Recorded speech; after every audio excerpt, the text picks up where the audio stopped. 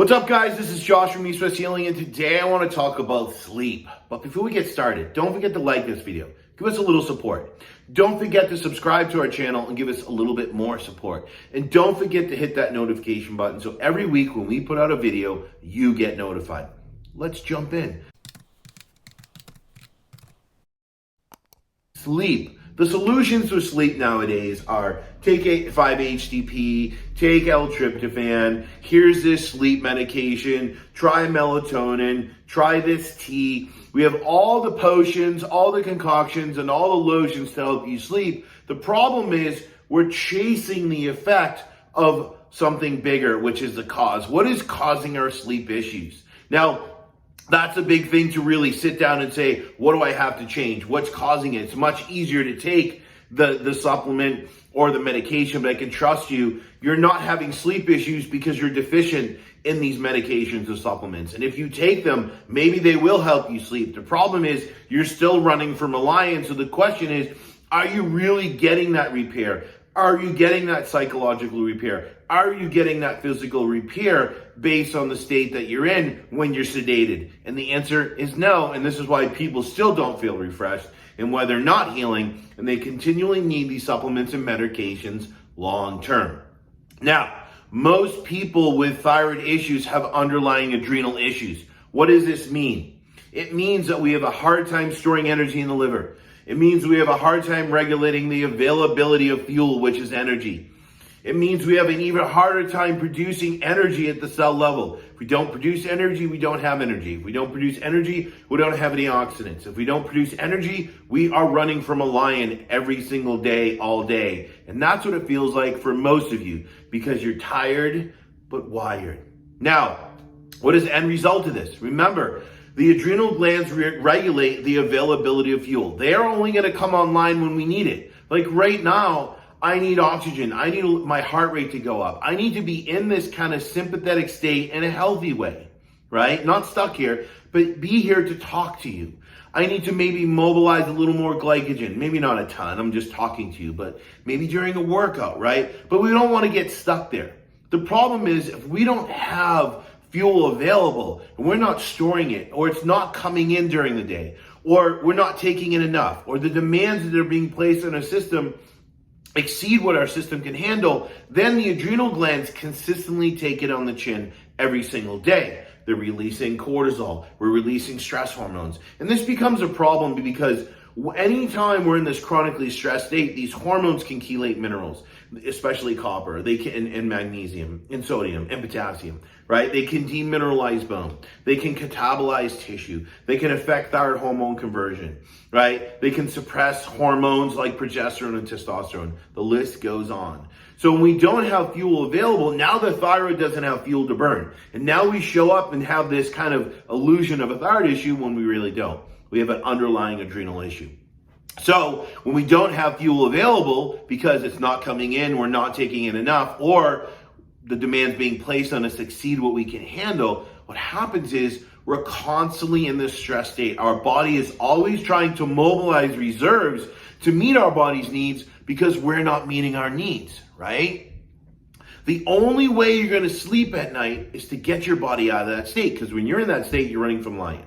When you're running from a lion, you're not thinking about sleeping. You're not thinking about pooping. You're not thinking about procreating. You're not thinking about eating food. This is why people have hormonal issues. This is why people have digestive issues. This is why people can't sleep, because we go all day. We push. We glorify the grind. We undereat, we diet, we cut carbs, right? We don't eat enough because we want to look good, right? We don't eat till noon and then we stop eating at 4 and we fast. We have all these things. The problem is it's working against us metabolically. Why? Because the demands being placed on us exceed what we can handle, because the energy coming in doesn't meet the demands that are being placed on our system. So now we end up in a deficit.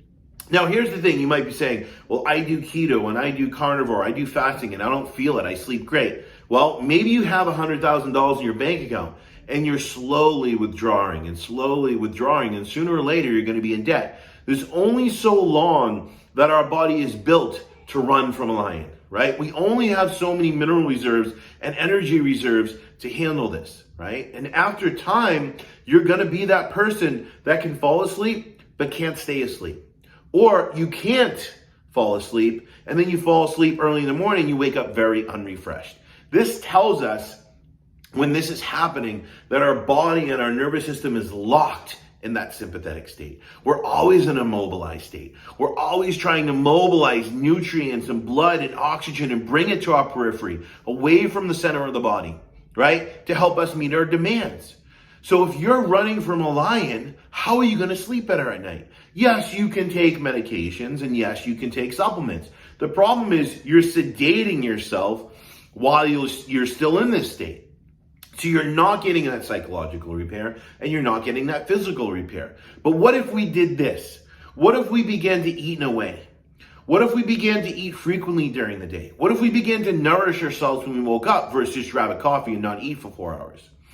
What if we began to live a little bit differently, to change our environment externally and internally, to meet our body's needs, to quiet the system down, so we can get on the roller coaster when we want to, but get off when we need to. So when we go into sleeping at night, we're in a much more settled resource state. Think about this. If you have a child and your child couldn't sleep well and was having issues, would you do A, say, you need to take this, you need 5-HTP, you need melatonin, you need this medication? You would not do that. You are no different than your child. Or B, would you say, let me look at the environment. Do we need to talk about monsters? Are they watching too much TV before bed? Do we need to come up with a better nighttime routine?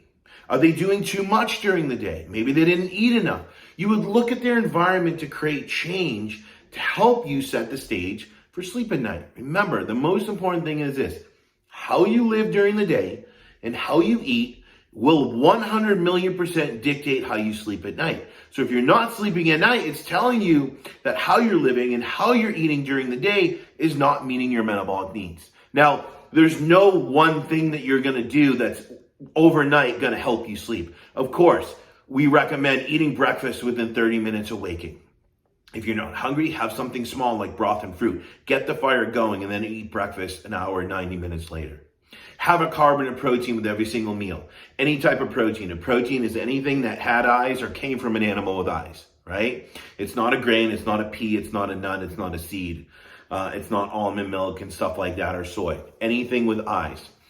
Eat carbs, fruits, roots, and winter squashes with your meals as well. Eat in moderation, then try to figure out a frequency that you need to eat during the day to consistently fuel your needs, so fuel's available, so you can quiet and settle down the stress response in the adrenal glands and give the thyroid fuel to burn. For some of you, that might be 3 meals and a snack. For some of you, it might be 5 meals.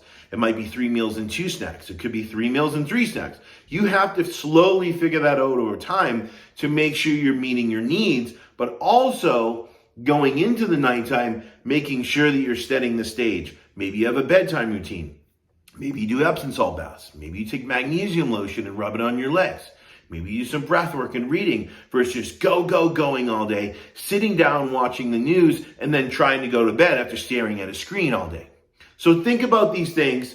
I'm not going to sit here and say just do this one thing, it's going to change. If you consistently work on changing your environment, if you consistently focus on meeting your needs, you will sleep like a baby in no time at all. Thanks for tuning in. If you have any questions or comments, post them below. I'm out. Peace.